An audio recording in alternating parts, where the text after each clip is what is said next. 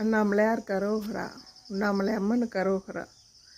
ஓம் நம சிவாய, ஓம் நம சிவாய, ஓம் நம சிவாய. இன்று 25வது நாள், செப்டம்பர் மாதம் 2025. இன்றைக்கு பார்த்திங்கன்னா வியாழக்கிழமை, குருவாரம்.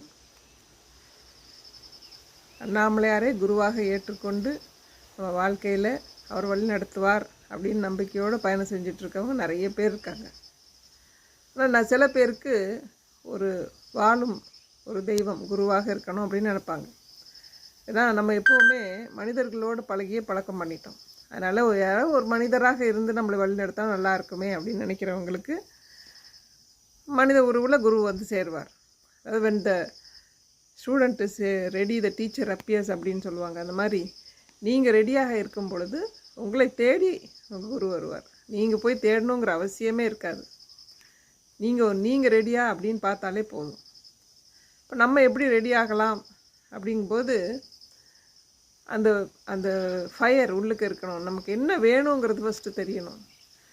நம்ம ஆன்மீக வாழ்க்கைக்குள்ளே போகிறோமா, எதை நோக்கி போகிறோம் அப்படிங்கிறது நமக்கு ஃபஸ்ட்டு தெளிவாக தெரியணும். பக்தி ஏதோ நிறைய மார்க்கங்கள் இருக்குது போகிறதுக்கு. அதில் எது உங்களுக்கு பிடிச்சிருக்கு?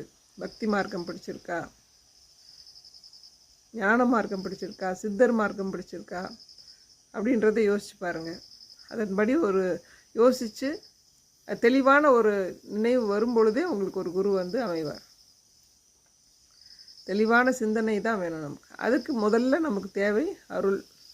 அதான் அண்ணாமலையாரோட அருள் இருந்தால் ஞானம் சித்திக்கும். அவரோட நினைவு இருந்தாலே போதும். அப்படிங்கும் பொழுது அந்த நினைவு வந்துட்டாலே நமக்கு அவருடைய அருள் கிடச்சிருச்சு அப்படிங்கிறது அர்த்தம். இன்றைக்கு முருகனை வழிபடலாம் குருவாக நினைத்து. அவர் வந்து தகப்பனுக்கே குருவாக இருந்தவர். அதனால் எது வேணுங்கிறத சிந்திச்சு அதை நோக்கி உங்களுடைய எண்ணங்கள் செயல்கள் எல்லாமே திரும்பும் பொழுது அங்கே உங்களை வழி நடத்துறதுக்கு ரெடியாக வந்து இந்த குரு நிற்பார். அதனால் இன்றைக்கு எல்லோருக்கும் எல்லா ஐஸ்வர்யம், கேட்டது கிடைக்கணும், நல்லது நடக்கணும். புதிய பாதை தொடங்க போகுது, எல்லாருக்கும் புதிய வாழ்க்கை ஆரம்பிக்க போகுது. அதை ஆனந்தமாக கொண்டாடலாம். அண்ணாமலையாருக்கு நன்றி சொல்லலாம். அண்ணாமலையாருக்கு அரோகரா, உண்ணாமலை அம்மனுக்கு அரோகரா.